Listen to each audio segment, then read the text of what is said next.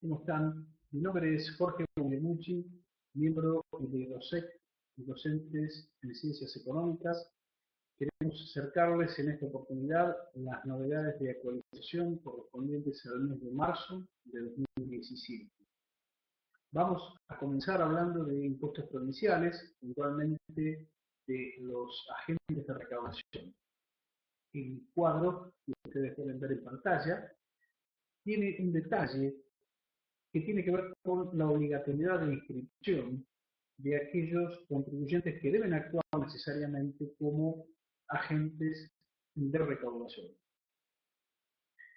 Sabemos que esta ha sido designada por la propia justicia como una carga tributaria que debe soportar el contribuyente a quien le toque en su arte.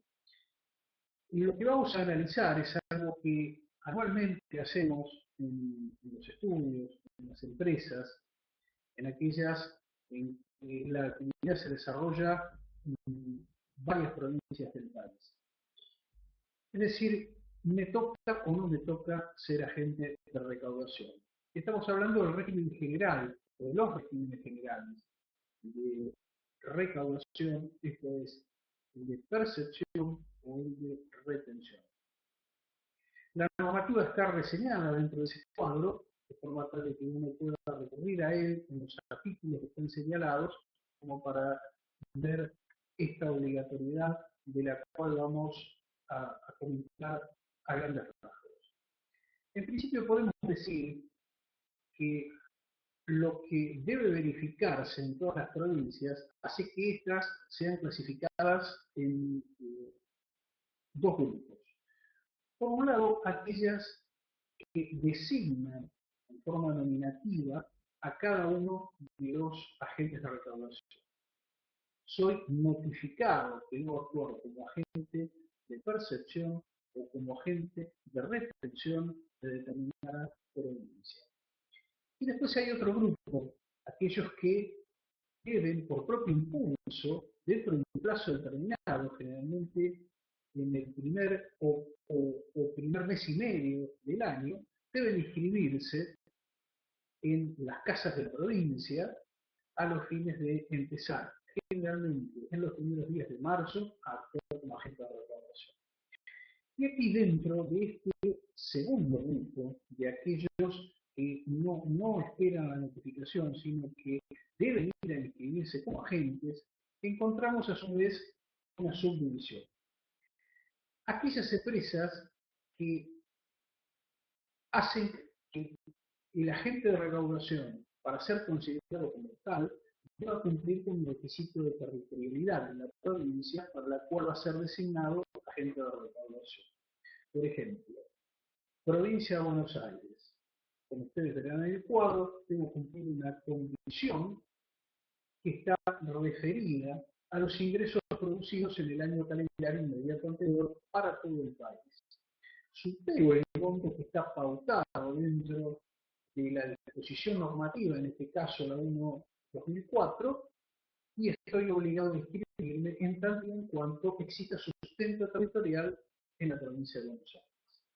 ¿Qué da ese sustento territorial? Lo cita la propia disposición normativa, lo está dando, y esto ocurre en el resto de las jurisdicciones del país, para las normativas locales, un punto de venta, un negocio de venta, un representante, un corredor actuando así. Esto da sustento territorial. Entonces, este sustento, más haber cumplido con una condición de ventas organizadas en todo el país en el año calendario inmediato anterior, me obligan a inscribirme como agente de recaudación. Dentro de este grupo que verifica, que condiciona la obligatoriedad a la existencia de una territorialidad, encontramos la provincia de Buenos Aires, que citamos como ejemplo, y también la provincia de Corrientes y de Jujuy. Y vamos al segundo subgrupo, aquellos que prescinden de esa existencia de territorialidad para aquellos que van a ser designados como agentes. Es decir, con detentar una simple alta en la jurisdicción puede ser designado como agente de recaudación. Con tener coeficiente en la jurisdicción, por así simplificarlo, ya tengo que actuar como agente de recaudación. Y aquí encontramos Ciudad Autónoma de Buenos Aires, Misiones, San Luis y Santa Fe. En estas cuatro también cumplía la condición que impone, que generalmente son los ingresos obtenidos en el año calendario anterior para todo el país, en el caso de Ciudad Autónoma de Buenos Aires, el caso de Jujuy, que tiene montos distintos para las retenciones y las percepciones, inclusive, y el caso de Misiones. Los montos así ustedes los tengo reseñados, en el caso de Misiones son 50 millones de pesos obtenidos en el año calendario anterior. En el caso de Cava son 60 millones de pesos y también están tomando todo el país. Ahora, en el caso de Provincia de Santa Fe, tiene la particularidad de que solo se toman los ingresos del año calendario inmediato anterior, pero los correspondientes a la provincia. Entonces, esos 25 millones de los que habla la provincia de Santa Fe, perdón, 22 millones de los que habla la provincia de Santa Fe, son los que corresponden por coeficiente en el año calendario anterior a la jurisdicción de Santa Fe. Repito, por coeficiente, no por ingresos que participan del cálculo del coeficiente, sino por el coeficiente anterior. Esto entonces, atención, a tenerlo en cuenta, no en aquellos casos en que debemos ser nominados, sino en los casos en que el impulso debe venir dado por nosotros los contribuyentes. Para finalizar con este cuadro, reseñarles simplemente que si bien en el caso de Cava debo efectuar la inscripción, parte de ese trámite de inscripción va a estar dependiendo de que finalmente me notifique la Ciudad Autónoma de Buenos Aires de que debo actuar como agente de recaudación. Es decir, ya no hay una automaticidad tan directa como ocurre en el caso de Provincia de Buenos Aires. Esto luego se puede verificar en la lectura de la resolución correspondiente. Quiero pasar a continuación a analizar la primera de las resoluciones que aparece en 2017, me estoy refiriendo a los pronunciamientos generales de la Comisión Arbitral. La 1-2017 lo que hace es dejar sin efecto una resolución, la 24-2016, que establecía que no debía actuarse como agente de percepción percibiendo a aquellos sujetos que tuvieran un coeficiente menor a 0,0050. Recordemos que el antecedente más antiguo, el nacimiento de este requisito de que para poder percibir fuera necesario que el sujeto que iba a sufrir la percepción tuviera un coeficiente que le permitiera utilizar justamente esa percepción. El primer antecedente, repito, es la resolución 61 del año 1995 y allí establecía, no debe percibirse, lo decía la Comisión Arbitral, para todas las jurisdicciones del país, no debe percibirse a un sujeto con un coeficiente menor o igual a 0,1000. Fíjense la diferencia. No obstante el cual, aún siendo tan pequeño ahora el coeficiente a partir del cual sí corresponde la percepción, las provincias de Misiones y Tucumán dispusieron que esta resolución excedía el marco de la Comisión. Apelaron esta resolución de la Comisión de Ley. Por lo tanto, la 1-2017 lo que dice es, habiendo sido apelada la resolución, vamos a esperar la respuesta de la Comisión Plenaria para saber si la ratifica, la rectifica o la deja sin efecto. Ahora vamos a pasar a la resolución 3-2017. ¿Estamos salteando la número 2? Sí, la estamos salteando.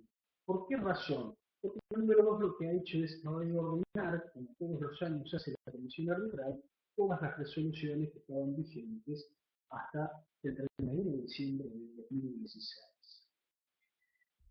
Así que vamos a la 3, 2017, una norma que ayuda a lo que hace a la liquidación del coeficiente que debemos realizar anualmente para aquellos sujetos encuadrados dentro del artículo 2. Nos dice qué ingresos no deben ser considerados. Voy analizando el balance de la compañía, veo determinados ingresos y sé que esos ingresos no van a participar del cálculo del coeficiente de ingresos. Así, por ejemplo, se está refiriendo a aquellos ingresos provenientes de una actividad comprendida en los regímenes especiales del ingreso de base imponible del convenio, los artículos 6 a 13. Esto resulta lógico, lo veníamos haciendo en la práctica, se aplica a aquellos casos donde un sujeto tiene una actividad que va por el régimen federal del artículo 2 y otra actividad que va por algún régimen con una distribución especial de base imponible. Por ejemplo, transporte, artículo 9. En este caso, ¿qué hacíamos? Lo que ahora está diciendo la Comisión Arbitral a través de una resolución general. Dijimos fuera del cálculo del coeficiente por artículo 2 para aquella actividad que va precisamente por la aplicación de este cálculo, dejemos fuera del mismo a los ingresos provenientes de otra actividad. Por ejemplo, del transporte, como acabamos de citar. ¿Por qué vamos a incluir los ingresos de transporte en el cálculo del coeficiente para otra actividad que va por artículo 2 si finalmente no intervienen ni los ingresos ni los gastos en dicha atribución? No corresponde. A punto siguiente, el inciso B habla de las ventas de bienes de uso. Me bien la aclaración de que estas ventas de bienes de uso en los distintos códigos fiscales del país tienen un tratamiento distinto. Entonces, para algunos es una actividad no grabada, para otros es un ingreso excluido. De esta forma, estamos sabiendo que en cualquier caso, en cualquier jurisdicción, la venta de bienes de uso queda fuera de la consideración del armado del coeficiente de ingresos. Quedan fuera también los correspondientes a recupero de gastos, y esos gastos tienen que cumplir con 4 requisitos en forma concomitante. Y vamos a ir viendo a través de un ejemplo. Supongamos una empresa que efectúa locación de espacios publicitarios, tiene carteles en la vía pública, y alquila esos espacios, alquila esos carteles para que una agencia de publicidad o un anunciante pongan allí sus anuncios. Este es un cartel que está en la vía pública, que tiene iluminación y por tanto tiene un medidor. Pongamos esto como ejemplo para ir reafirmando estos conceptos que estamos viendo en la 3 de 2017. Dice, los gastos tienen que ser efectivamente incluidos por cuenta y orden de terceros. Va a pagar la factura de consumo energético de la empresa de publicidad y luego se lo va a trasladar ese gasto al anunciante. Está pagando ese servicio por cuenta y orden del anunciante. ¿Por qué lo paga él? Porque el vendedor está habilitado a nombre del propietario de ese espacio o de ese medio publicitario. El segundo requisito es que el contribuyente no desarrolle la actividad por la cual percibe el reintegro del gasto. Es decir, la empresa de publicidad no se asume es la prestataria del servicio de energía. El tercer punto es que se encuentre correctamente individualizado, siendo coincidentes con los conceptos e importes de las erogaciones.